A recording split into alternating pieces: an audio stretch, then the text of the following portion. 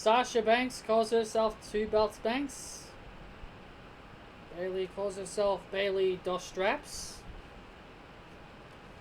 Well, today, you can call me 2 Beltz Patrick. Yep, I have 2 belts of my own sitting in my room. So I'm going to be reviewing SmackDown for you guys with 2 championships on my shoulder. Will probably get annoying me trying to fiddle around with these things, but here they are. 2 belts. 2 Beltz Patrick will be reviewing to you guys probably one of the weirdest episodes of SmackDown we have ever seen. It was a weird episode, but it ended in a way that made me go, what did I just witness? What did I just watch? Well, let's talk about it, shall we? I kind of missed it. I kind of missed an early portion of it, but I didn't really miss much, according to what my friends are telling me. I missed a Firefly Funhouse segment with Bray Wyatt. Bray Wyatt was blaming Braun Strowman for what happened to Alexa Bliss, and we're gonna see the Fiend. Now, obviously, when the Fiend came out, I was surprised by this because I didn't know that Bray Wyatt said he was going to come out. So because I didn't see the Firefly Funhouse segment, I was surprised when I saw the Fiend come out to the ring. So the first match was Sheamus versus the Barefoot Bum, Matt Riddle. This ended by disqualification when Chad Gable came out and disqualified Sheamus, and Sheamus got mad, and Sheamus bro-kicked Chad Gable, and Sheamus warned, and then Sheamus ended up warning King Corbin if his cronies ever get involved in his matches again, he will live to regret it. So I'm guessing they're turning Sheamus babyface for some reason. Like, don't get me wrong, I prefer Sheamus as a babyface, but I just think it's kind of weird that he goes from feuding with Jeff Hardy, calling him a junkie, having a problem with him because of alcohol problems, and now all of a sudden, now he is turning babyface. Bit weird if you ask me. Not that I have a problem with it, it's just a very weird situation. Then we had Cesaro take on Lince Dorado of the Lucha Bum Party. And Cesaro would get the victory here, as he should. They should be making Cesaro and Nakamura look good. I'm very happy that Cesaro and Nakamura are going to get a legitimate run with those belts because, you know, New Day are not around to capture it. And the Usos. The Usos and the New Day aren't around to ruin Cesaro and Nakamura's opportunity, so they can get a fair run. Miz and Morrison had their segment, which was kind of stupid. It was actually very, very stupid, if you ask me. Seeing Mandy Rose's hair, them like trying to make fun of Mandy Rose losing her hair, like it was just stupid. I just didn't like it at all. I didn't like it. I didn't like Miz and Morrison picking on Mandy Rose, mocking her and all this shit by having this weird hair situation. It just was stupid to me. And I was confused. I was wondering what the hell's going on. I thought Sonya Deville was supposed to be on this thing, but Sonya Deville would then later come out, and yeah. Sure, people may like Sonya Deville, but I don't really like Sonya. I don't really see what makes her so good. Sure, her promos are good, but Daddy Deville isn't exactly my daddy, and she will soon be Baldy Deville soon as Mandy Rose is done with her.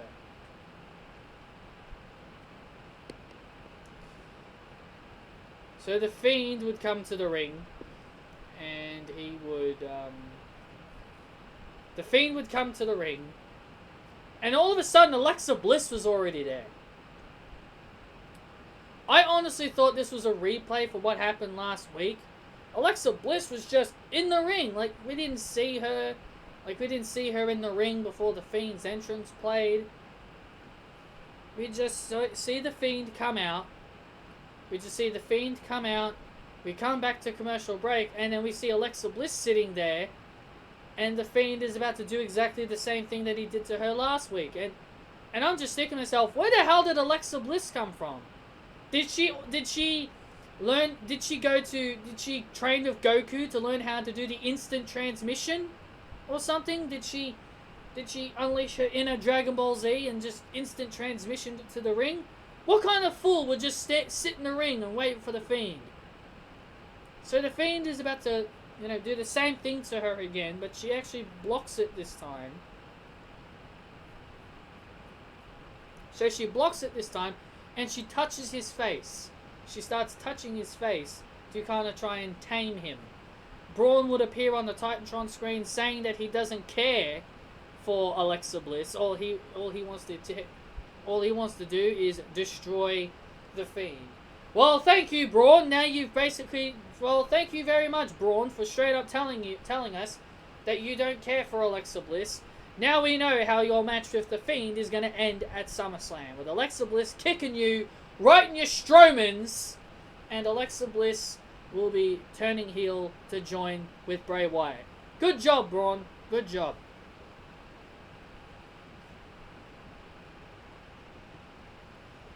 Then we had Jeff Hardy face King Corbin. Sheamus did exactly the same thing that Chad Gable did to him. Get King Corbin disqualified, and it led to a match between the two of them, which Jeff Hardy won that match by disqualification. Then we had a match between Sheamus and King Corbin. We've seen a lot of Sheamus and a lot of King Corbin tonight. Matt Riddle, the barefoot bum, would distract King Corbin, and Sheamus would get the win with the bro kick. Now, I don't know if this is a full-on Sheamus face turn. Now, I don't know if this is a straight-up Sheamus face turn, or if this was just done for just as a one-off situation. I kind of hope it's a face turn, because I prefer Sheamus as a babyface. And if you are going to turn Sheamus babyface, you need to bring back Written in Me face. You cannot have Sheamus turn face and keep him with Hellfire. They need to bring back Written in Me face if they're going to make him a babyface. They need to bring back Sheamus's old music. Then we had Sasha Banks and Bayley. Everyone was worried if they were not going to be on the show or not, which they were. And they had a conference call with Stephanie McMahon. Stephanie McMahon congratulated them both on dominating the division.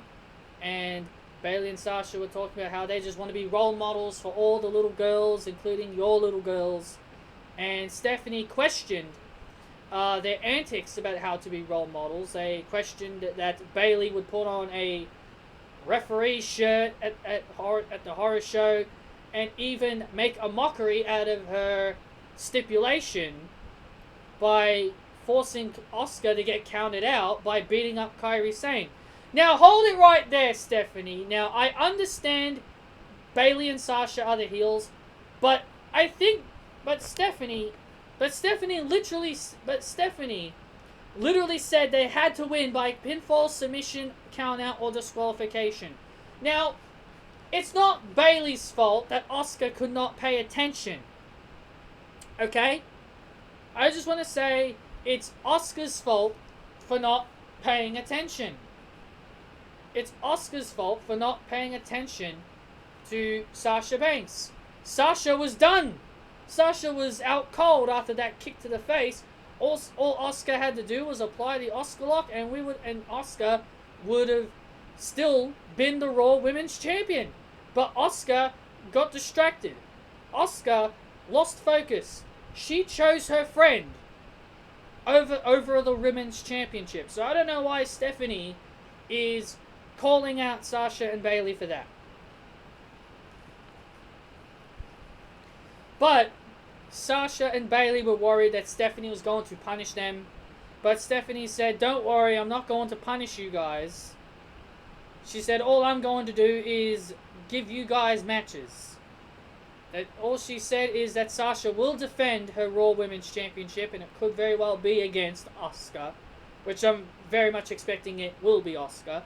But then she tells Bayley, considering that Bayley has been making a lot of enemies in the locker room, Stephanie decides a triple brand battle royal to determine the number one contender for Bayley's SmackDown Women's Championship at SummerSlam. Now, there's only one person that should be winning this battle royal, and her name is not Nikki Cross.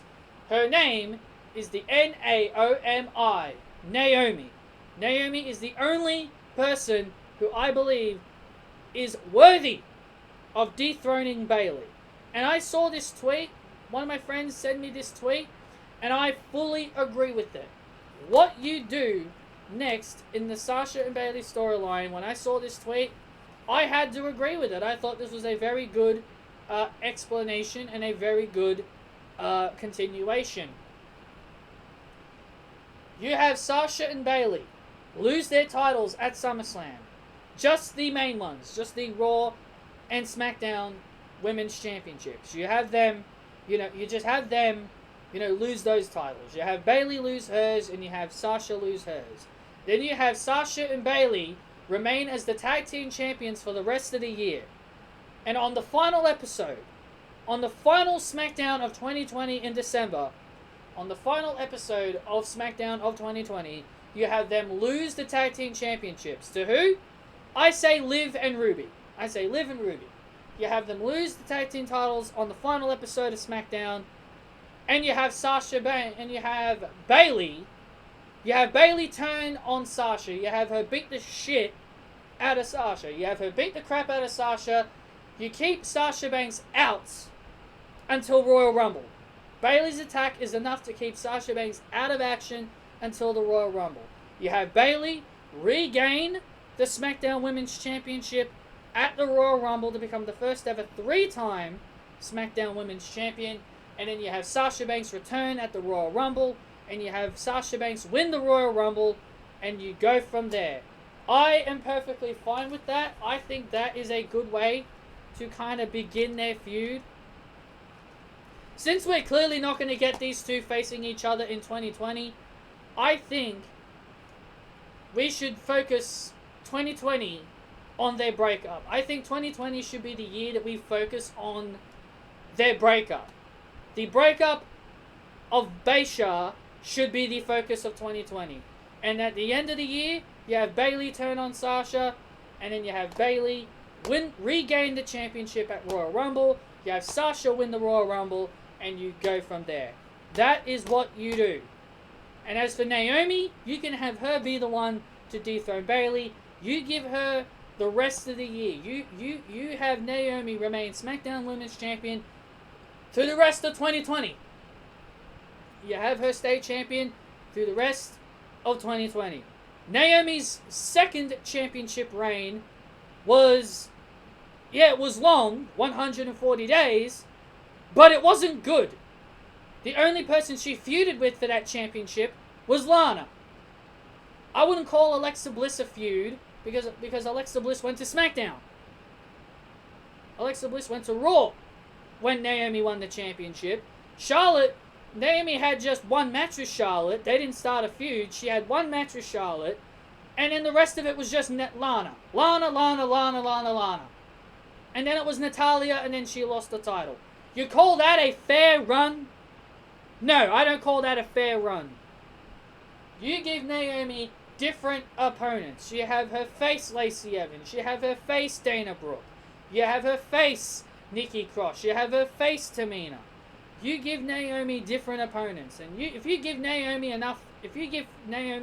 a fair chance, she will show you why she should be one of the top stars in the women's division. So you have Bayley win the title at SummerSlam. She's champion for the rest of 2020. And then you have Bayley regain it from Naomi next year. That's what you do. I think that's good. I think that's a good idea. I think it's perfect. And it's fair. It's fair. Bayley has her long title run end.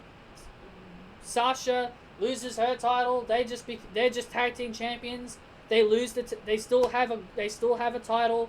Then when they lose the tag team titles, thanks to Sasha Banks eating the pinfall, Bayley snaps and turns heel. Well, she's already a heel, but you have her snap, beat up Sasha, and then Bayley regains her title back at Royal Rumble next year, and then you have Sasha win the Royal Rumble. 2021 is Sasha's Royal Rumble. So that's how I would book that. So that's how I would book that. I'd have Naomi win this Battle Royal. I don't care who's in it. I don't care who's in it. Naomi should be the only person that wins. Then we had Heavy Machinery face Hey Hey Ho Ho Miz and Morrison in the main event.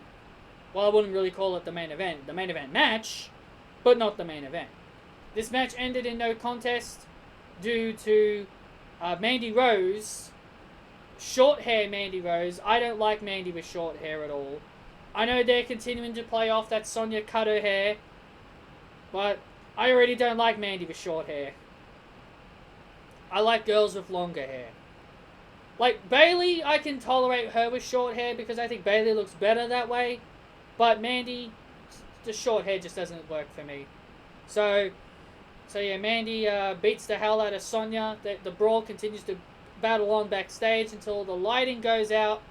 And then we have the stable known as Retribution make their presence felt, all Nexus style. That's right. They go all Nexus style and destroy the Performance Center. They beat up all the Performance Center talents. Michael Cole and Corey Graves run away like scared little chooks. So, who do I think are these mysterious people? Now, I heard 2 female voices. Now, again, these are just my predictions. These are just my guesses on who I think it could be. My predictions on who I think the masked people are going to be.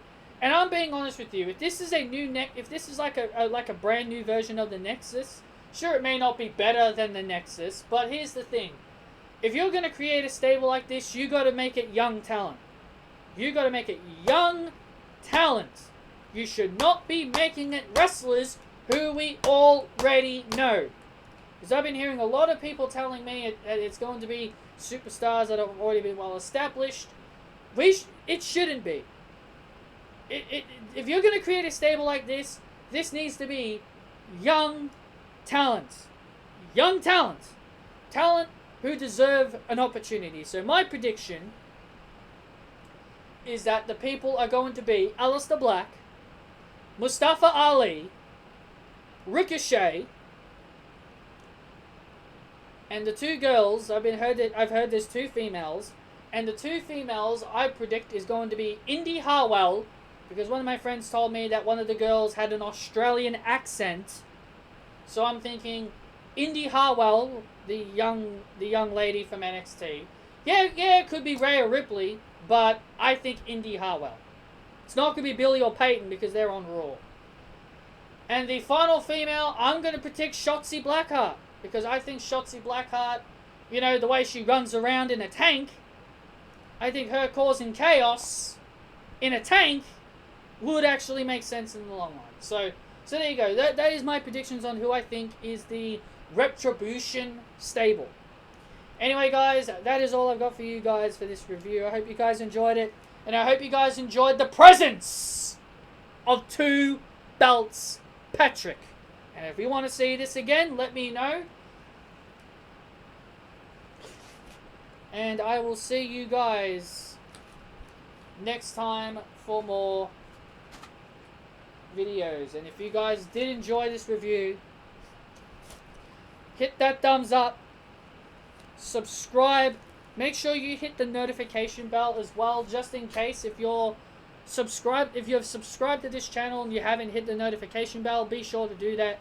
Also, if you're new, make sure you subscribe and hit the notification bell so that way you'll be informed of my videos. Comment down below your opinions, and I will see you all next time.